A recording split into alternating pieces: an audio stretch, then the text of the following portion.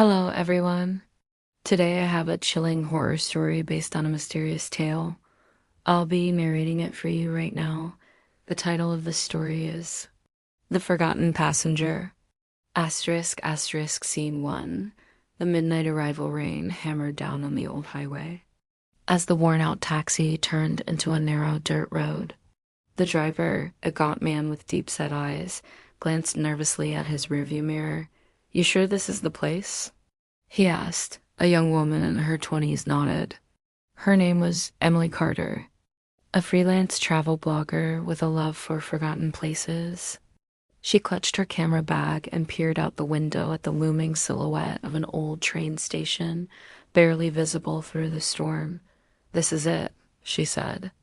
"Black Hollow Station?" The driver grunted.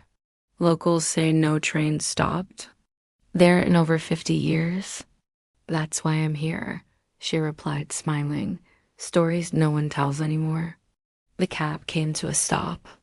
Emily stepped out into the mud, her boots sinking slightly. The station stood in silence, its windows dark and cracked.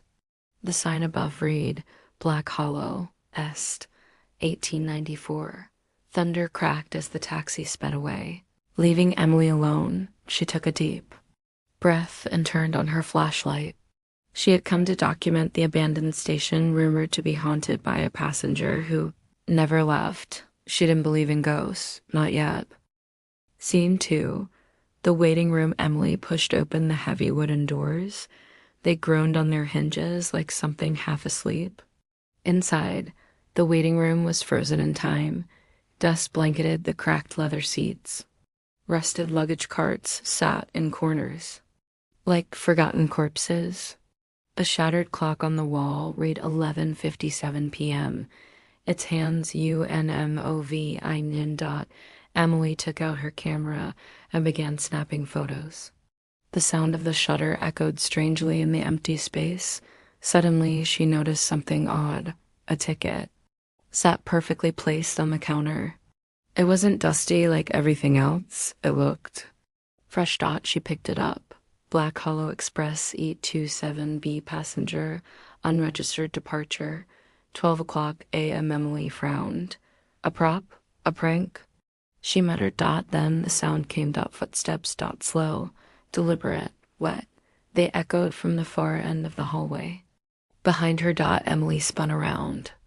Her flashlight flickered as she pointed it into the dark corridor. "Hello?" she called. No answer. Just silence. And then the sound of a distant train whistle. Soft but unmistakable. A train? At midnight?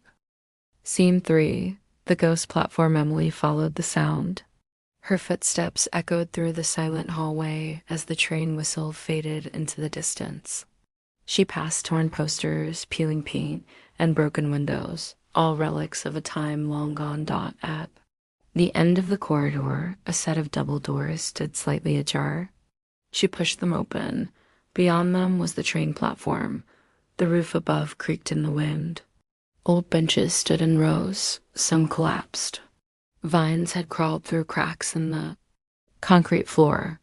But what drew Emily's eyes was the train. It sat silently on the track, a long black engine half shrouded in mist.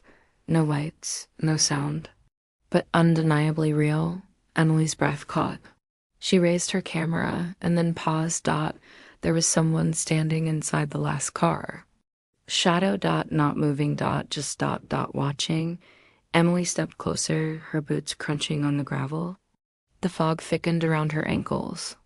She reached the platform's edge when CHHK, the train's doors hissed open. Emily froze. A cold wind rushed from within, carrying the faint smell of smoke and decay. And then footsteps, again, from the car. Out stepped a man in a dark suit, tall, pale, with a wide-brimmed hat that shadowed his face. He said nothing. He simply raised one hand and pointed. At seat 27B, Emily's fingers trembled. That was the seat on the ticket. Scene 4. The man in seat 27B. Emily's breath came in shallow gasps.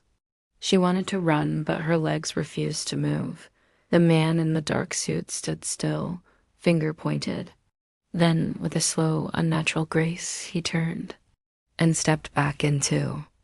The train. The door stayed open. The silence pressed in around her. The cold crawled up her spine. "It's just a dream," she whispered, but the ticket in her hand was warm. With trembling steps, Emily climbed aboard. Inside, the train smelled of ash, rusted metal, and something older like wet soil from a grave. The interior was dimly lit by flickering gas lamps. Shadows danced across the cracked seats and stained walls. Emily walked down the aisle. The man was gone, but seat 27B was waiting. She reached it. Slowly, carefully, she lowered herself into the seat. It groaned under her weight like it remembered her. The moment she sat, the train lurched forward. Shah, chunk, krahak. The station began to drift away outside the window. No. No, no, no. Emily stood, trying to open the door. It was gone. There was no door, only a blank metal wall. And then a voice, low, close. "You shouldn't have come alone." She turned, seated across from her was a man in her exact face, her same eyes, her same smile, but his were full of rock. "You shouldn't have come alone."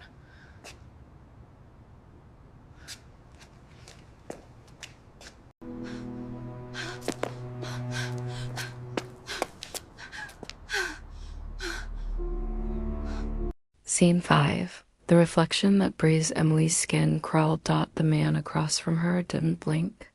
His eyes were hers, but hollow, lifeless, rimmed in black. His lips curved into a smile that didn't reach his eyes. "You know what happens." At midnight, he whispered. Emily backed away, pressing herself against the cold metal wall. "This isn't real," she said. "You're not real." But he just tilted his head. "Neither are you. Anymore." Suddenly, he stood. The gaslights flickered violently. The train shook. Emily bolted down the aisle, heart pounding like thunder. Seats flew past her, and the world outside the windows had vanished. No tracks, no trees, just swirling darkness. She reached the engine car. It was empty. No controls, no conductor, only a large mirror, fogged and cracked. Emily stared at her reflection. Her hair was damp, her cheeks pale. But as she watched, her reflection began to smile, even though she wasn't smiling. Then it blinked. She didn't. The reflection's mouth moved without sound. Slowly, carefully, it formed the words, "Greater than you took his seat." Suddenly, a hand burst from the mirror, her hand, and grabbed her by the throat. Everything went black. Scene 6. Return to platform 0. Darkness. Then breath. Emily gasped as her lungs sucked in cold air. She sat up with a jolt. She wasn't in the train anymore. She was lying on a stone bench, her clothes damp, her hands scraped. Around her, the world was silent. No wind, no night insects, no lights. She was back at Black Hollow Station, but something was wrong. The sign above the platform now read, Platform 0. There had never been a Platform 0. She stood slowly, her muscles aching. Her camera lay beside her, broken. The screen was cracked. She picked it up, turned it on. No photos. All files gone. Emily turned in a slow circle. The station was the same, yet not. The walls were older, the windows darker. There were no tracks, just fog, a thick white wall stretching forever. She heard something, a hum. Low. A train running under the ground. And then a whisper right by her ear. "Greater than you got off too soon." Emily turned sharply. No one there. Then a bell rang in the distance, one long, drawn-out chime, the sound of a train arriving, but not for her. Not anymore. Scene 7. The station with no exit. Emily began walking. Each step echoed off the crumbling stone. The fog thickened with every breath she took. It pressed in from all sides, as if the world beyond the station no longer existed. She tried calling. For help. No voice came back. No signal on her phone. No GPS. Nothing. The platform stretched on endlessly, as if looping back on itself. No end. No exit. She began to run. The station signs blurred past her. Platform 0. Platform 0. Platform 0 again and again, like she was running in circles. Her lungs burned. Her vision spun. But the station never changed. Then she saw it. A door. Old, wooden, standing alone at the edge of the platform, surrounded by fog. Emily stopped. Her instincts screamed, "Don't open it." But her curiosity whispered louder, "What if this is the way out?" She reached for the knob. Her fingers trembled. Then a voice right behind her. That door was meant for him. She turned around. There stood the man in the dark suit again.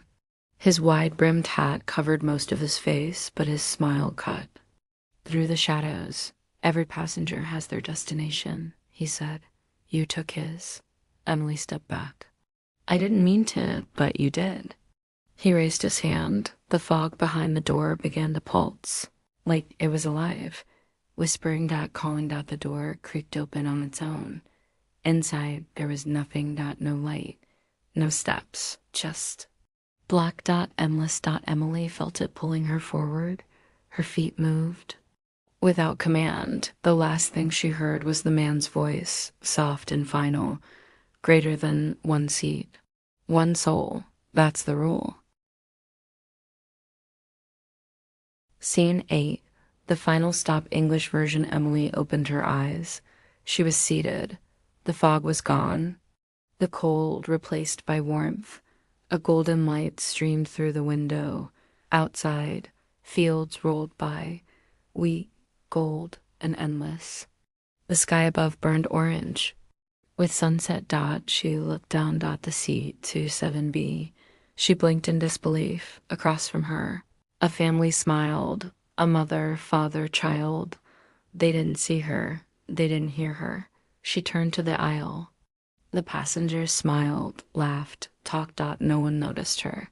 She stood and called out, waving her arms. "Hello? I'm right here." Nothing. She ran to the conductor's booth. Empty. She checked her reflection in the glass. Nothing looked back. Body trembled. She reached up, touched her face, but felt nothing. No skin. No warmth, just air. Emily was gone. What remained was the forgotten passenger. One seat. Soul. And someone else had just stepped onto the platform.